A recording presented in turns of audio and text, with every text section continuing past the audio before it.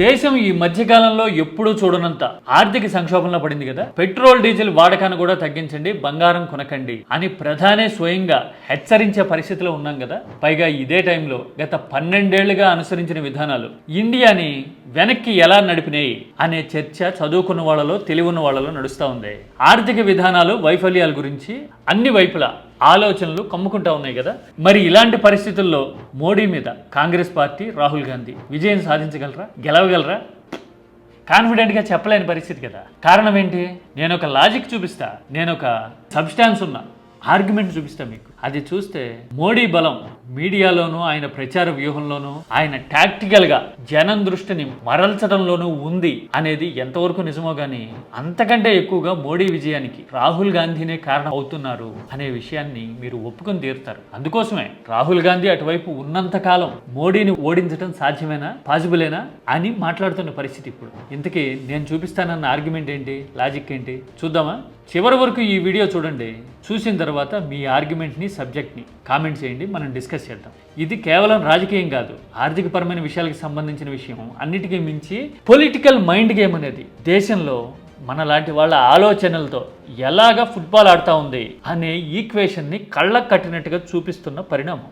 వారసత్వాలను నమ్ముకున్న పార్టీల భవితవ్యాలు కూడా ఎలా తిరగబడుతున్నాయి ప్రెజెంట్ ట్రెండ్లో అనే విషయాన్ని కూడా ఇందులో డిస్కస్ చేయబోతున్నాం మనం. అంటే దేశ భవిష్యత్తు, ఆర్థిక పరిస్థితితో పాటు రాజకీయ వారసత్వం అనేది ఎలాంటి పరిణామాలకు కారణమవుతుంది అనేది మనం చూడబోతున్నాం. వెరీ ఇంట్రెస్టింగ్ కదా. మీకు ఏదో గుర్తొస్తూ ఉంది, గుర్తు రానివ్వండి, అలాగే చూద్దాం.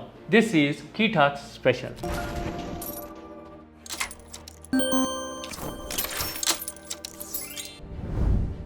రామచంద్ర గుహ తెలుసు కదా మీకు చాలామందికి. ప్రముఖ హిస్టారియన్, థింక్ ట్యాంక్, మోడర్న్ హిస్టరీలో మోస్ట్ తెలివైన వాళ్ళు ఎవరు అని లిస్ట్ అవుట్ చేయాలి అనుకుంటే అందులో రామచంద్ర గుహ పేరు ఉండాలి అని చెప్పేవాళ్లే ఎక్కువ ఇప్పుడు ఇండియాలో. అంత తెలివిపరుడు రామచంద్ర గుహ రీసెంట్గా scroll.in కోసం ఒక ఆర్టికల్ రాశాడు. అందులో అసలు మోడీ విజయ రహస్యం రాహుల్ గాంధీ, ఆయన కుటుంబమే అంటూ రామచంద్ర గుహ తన అభిప్రాయాల్ని లాజికల్గా కన్వే చేసేందుకు ట్రై చేశారు. ఇందులో రీసెంట్ 5 రాష్ట్రాల ఎన్నికల ఫలితాలను కూడా ఆయన తనదైన స్టైల్లో రీఅరేంజ్ చేశారు. అవన్నీ చూసిన తర్వాత అవును కదా అని నాకైతే అనిపించింది. అవన్నీ చూస్తే మోడీ విజయానికి కారణం బీజేపీ బలం, బలగం అనేదానికన్నా రాహుల్ గాంధీ బలహీనతలే కారణమవుతున్నాయా అంటే అవును అని చెప్పేవాళ్ళు ఎక్కువ మంది ఉంటారు. ఇంతకీ రామచంద్ర గుహ ఏం చెప్పారు?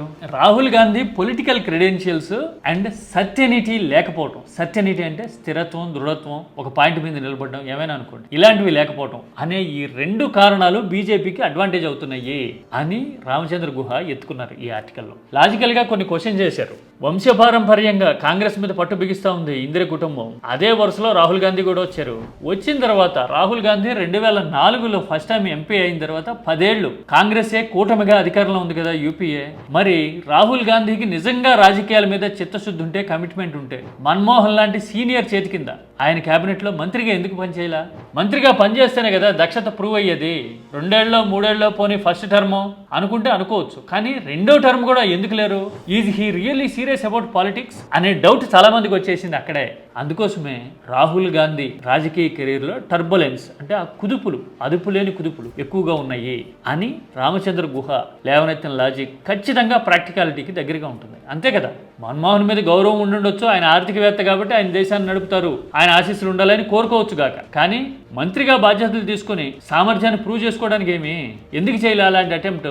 అందుకోసమే ఆయన సీరియస్గా లేడా రాజకీయాల్లో అనే అభిప్రాయం. ఆ తర్వాత రాహుల్ గాంధీ పందాకి సంబంధించి రామచంద్ర గుహ కొన్ని కీలకమైన విషయాలు ప్రస్తావించారు. 2 లోటుపాట్లు రాహుల్ అప్రోచ్లో. ఒకటి, రాహుల్ గాంధీ ఎప్పుడు మోడీని పర్సనల్గా అటాక్ చేస్తుంటారు, చౌకీదార్ చోర్ లాంటి స్లోగన్స్ ఇచ్చి దెబ్బతింటూ ఉంటారు అనే విషయాన్ని గుహ గుర్తు చేశారు. 2019లో జరిగింది అదే కదా. అలాంటి వాటి వల్ల పెద్దగా ఫలితం లేకపోగా సింపతి మోడీ క్రియేట్ అవుతోంది, అట్రిబ్యూట్ అవుతోంది. అదే విధాన పరంగా మాట్లాడితే కనుక ఆ ఇంపాక్ట్ వేరే ఉంటుంది కదా. నేను ఇంతకు ముందు కూడా ఒక షార్ట్ వీడియో చేస్తున్నా. ఇదే ఎంతసేపు అంబానీలకి, అదానీలకి దోషిపెట్టారు, అసలు లూటీ చేస్తున్నారు మోడీ షా అంటారు తప్పితే ఎక్కడా లాజికల్గా ఎవిడెంట్గా ఎక్స్ప్లెయిన్ చేయాలి, నిర్మాణాత్మకంగా అప్రోచ్ ఉండాలి అని రాహుల్ గాంధీ ఎందుకో అనుకోరు. ఇదే కాంగ్రెస్ కి నష్టం చేస్తా ఉంది, మోడీకి అడ్వాంటేజ్ అవుతా ఉంది అనేది మొదటి పాయింట్. రెండోది కీలకమైన విషయాలు ఓట్ చోరీకి సంబంధించో ఇంకోటో తీసుకున్నా గానీ కన్సిస్టెంట్ గా దాన్ని ఎస్టాబ్లిష్ చేసుకుంటూ జనానికి ఎక్కించటం మైండ్ లోకి, ఆలోచనలోకి అనేది రాహుల్ గాంధీ చేయలేకపోతున్నారు అని గుహ రెండో ఇష్యూగా ప్రస్తావించారు. అంతే కదా, ఓట్ చోరీ లాంటి వాటి మీద పవర్ పాయింట్ ప్రెజెంటేషన్ ఇస్తారు, మంచి ఈజ్ తో ఉంటుంది ఆ ప్రెజెంటేషన్. దేశమంతా లక్షలాది మంది ఆన్లైన్లోనూ టీవీ ఛానళ్లోనూ చూస్తారు. ఆ తర్వాత 15 రోజులు 20 రోజులు విదేశీ పర్యటనకి వెళ్ళిపోతారు రాహుల్ గాంధీ. అంతే, ఈ మొమెంటం మొత్తం పోతుంది. ప్రతిసారి ఇదే జరుగుతుంది చూడండి. ఒక రైజ్ వచ్చిన ప్రతిసారి ఒక డౌన్ ఫాల్ అనేది ఖచ్చితంగా ఉండి తీరుతుంది రాహుల్ గాంధీ అప్రోచ్ లో. నీట్ లాంటి విషయాల్లోనూ, యూపీఎస్సీ పేపర్ కరెక్షన్ విషయంలోనూ దేశవ్యాప్తంగా యువతలో అసంతృప్తి ఉంది. నీటు యూపీఎస్సీ కలిపితే దాదాపు 45 నుంచి 50 లక్షల మంది జెన్జీ పిల్లలు అల్లాడిపోతూ ఉన్నారు. వాళ్ళతో కనెక్ట్ అయ్యేందుకు, ఇంటరాక్ట్ అయ్యేందుకు, వాళ్ళలో ఒక ఇంప్రెషన్ క్రియేట్ చేసేందుకు, దేశవ్యాప్తంగా డిబేటబుల్ పాయింట్ చేసేందుకు ఈ విషయాన్ని మంచి అవకాశం కదా. కానీ సోషల్ మీడియాలో పోస్టులు పెట్టడమో, ఆయన పర్సనల్ హ్యాండిల్లో వీడియోలు పెట్టడమో తప్పితే ఒక పోరాటాన్ని బిల్డ్ చేయగలిగారా? 3 వారాలు 4 వారాలు అయింది కదా.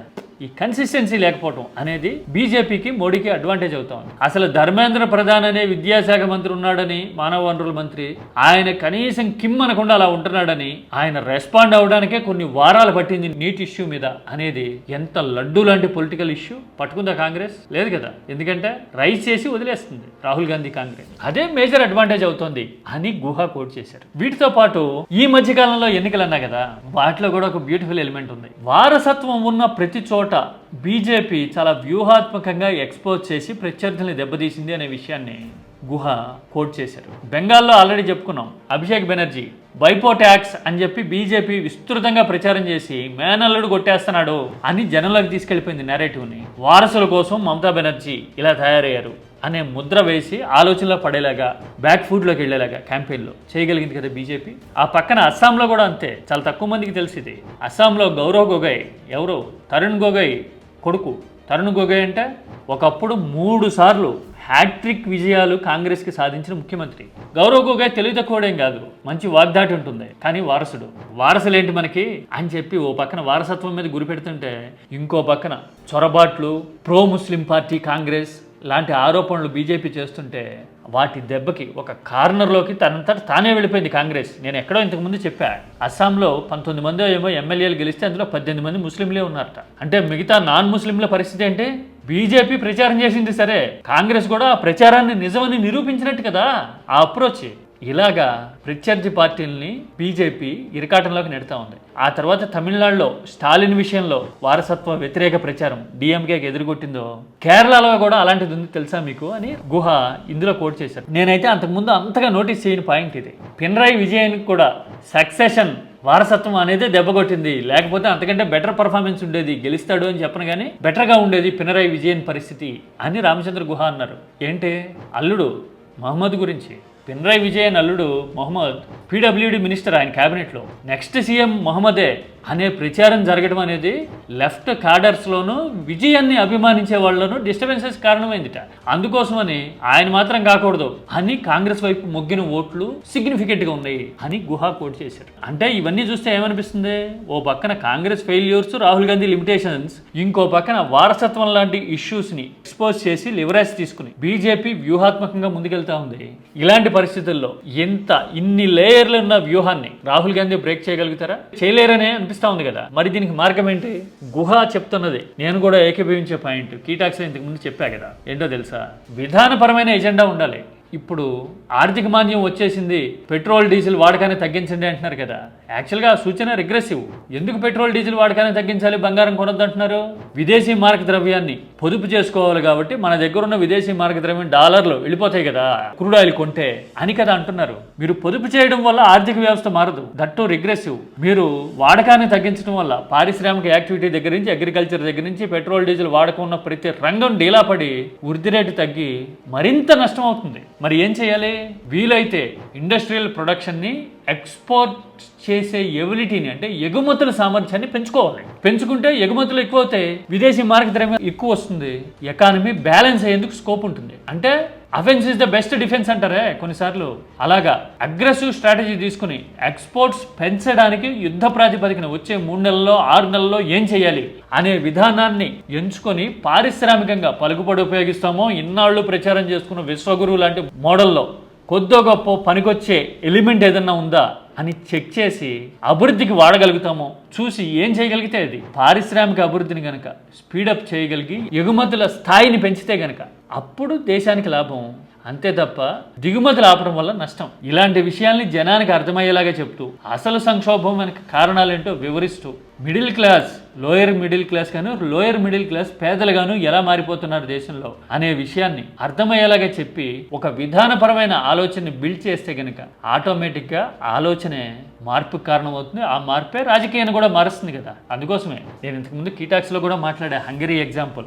ఆర్బన్ అనే ఆయన 3 విడతలుగా దేశం మీద పట్టు బిగిస్తే కొత్తగా వచ్చిన ఒక కుర్ర లాయర్ ఆర్బన్ని సమర్థిస్తున్న వాళ్ళని మార్చడం కాదు, న్యూట్రల్ సెక్షన్స్లోను మిగతా 70% మందిలోను ఏది ఆర్బన్కి వ్యతిరేకంగా ఉన్న వాళ్ళని కూడగట్టడం ద్వారా చరిత్రని తిరగరాసినంత విజయం సాధించాడు యూరోప్లో. నేను మాట్లాడున్నా ఇంతకు ముందు ఈ వీడియోలో. ఆ రకమైన స్ట్రాటజీ ఇండియాలో కూడా కావాలి, విధానపరమైందే ఉండాలి. అంతే తప్ప రాహుల్ ఫేస్తోనో కాంగ్రెస్ జెండాతోనో ఫైట్ చేసినంత మాత్రం లాభం లేదు అని రామచంద్ర గుహ అంటున్నారు. మరి ఇదంతా చూస్తుంటే మీకేమనిపిస్తుంది?